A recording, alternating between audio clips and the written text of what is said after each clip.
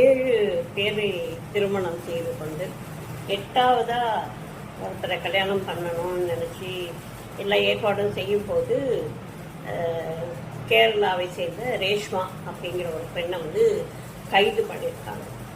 எவ்வளோ பெரிய சாதனை பாருங்களேன். கல்யாணம் பண்ணிக்குவாங்களாம், கொஞ்ச நாள் அவங்க கூட சேர்ந்து வாழ்வாங்களாம்.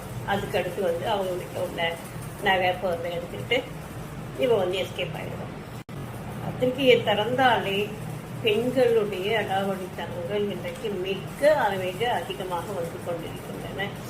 இதெல்லாம் என்ன சாதனையா, வேதனையா இருக்குங்க. பெண்கள் அப்படின்னு சொன்னோன்னே இயல்பா ஒரு என்ன சொல்றது, அவங்க கிட்ட இருக்கிற அன்பு தான் எல்லாருமே பார்க்கக்கூடிய ஒரு விஷயமா இருக்கும். இன்றைக்கு அந்த அன்பை கடந்து அவர்கள் வேறு எதிலையும் நாட்டம் வைக்கிறாங்களோ, பணம், புகழ், பேராசை, இதெல்லாம் அடிமையாகி என்ன செய்யறோம் அப்படின்னு தெரியாமையே நிறைய விஷயங்கள் செஞ்சு மாட்டிக்கிறாங்க. கடைசியில கைது அல்லது மரணம்.